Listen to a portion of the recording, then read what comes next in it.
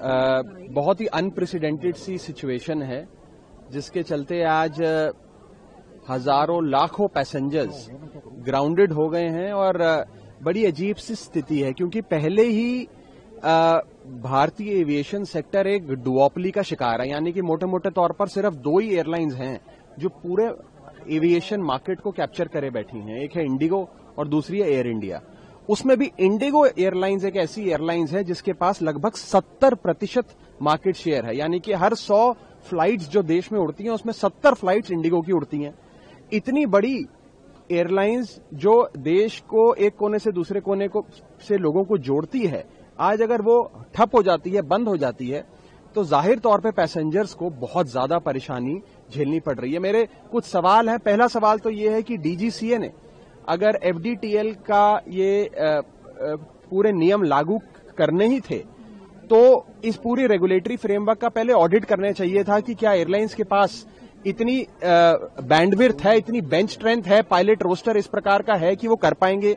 दूसरा, एयरलाइंस को खुद को अपने आप को एक इस तरीके से प्रिपेयर करना चाहिए था कि ये स्थिति ना आए।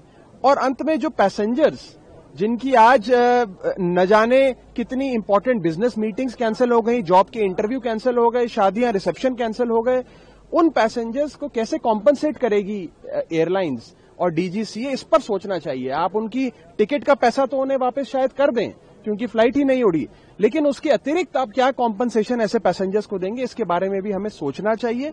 और एक बड़ी बात जो मैंने आज से कुछ समय पहले पार्लियामेंट में भी उठाई थी कि भारत का एविएशन सेक्टर एक प्रकार से मोनोपोली बन गया है। दो एयरलाइंस ही चला रही हैं। जैसे आप अगर भारत का टेलीकॉम सेक्टर देखिए, आज या समझिए एयरटेल या जियो में से कोई एक बड़ा सर्विस प्रोवाइडर ठप हो जाए तो हम सबके फोन चलने बंद हो जाएंगे।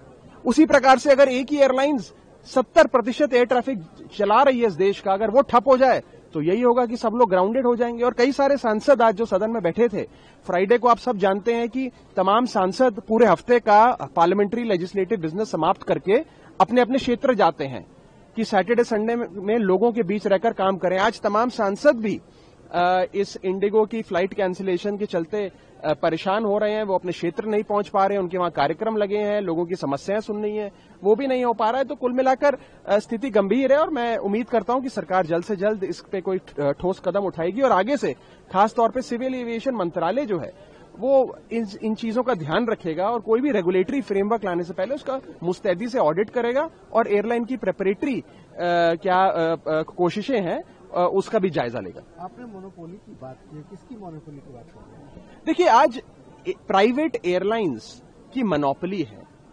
दो एयरलाइंस हैं भारत देश में जो पूरा एयर ट्रैफिक कंट्रोल करती हैं। एक इंडिगो है, एक एयर इंडिया है, और तो कोई है नहीं। तीसरी स्पाइस जेट बेचारी तो 1-2% मार्केट शेयर पे बैठी है।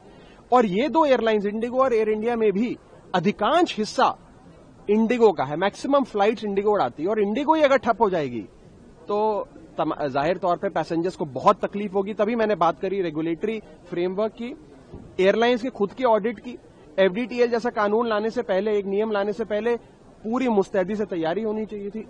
और सबसे जरूरी, पैसेंजर्स जो हैं उनकी कॉस्ट, उनकी जो आप टिकट कॉस्ट को तो शायद रीइंबर्स कर दें, लेकिन जिसकी शादी कैंसिल हो गई, रिसेप्शन पोस्टपोन हो गया, जॉब इंटरव्यू नहीं दे पा रहा, स्टूडेंट एग्जाम के लिए नहीं पहुंच पा रहा, कोई बिजनेस मीटिंग के लिए नहीं पहुंच पा रहा, किसी के घर में कोई बीमार है, वो उससे अस्पताल जाकर एक शहर से दूसरे शहर मिलना चाह रहा है, वो नहीं कर पा रहा, उनकी जो ये ह्यूमन कॉस्ट है, जो कि इमोशनल कॉस्ट है, एक अपॉर्चुनिटी कॉस्ट है, इसका खामियाजा कौन भुगतेगा? पार्लियामेंट में उठाएंगे? जरूर उठाएंगे, प्रयास करेंगे।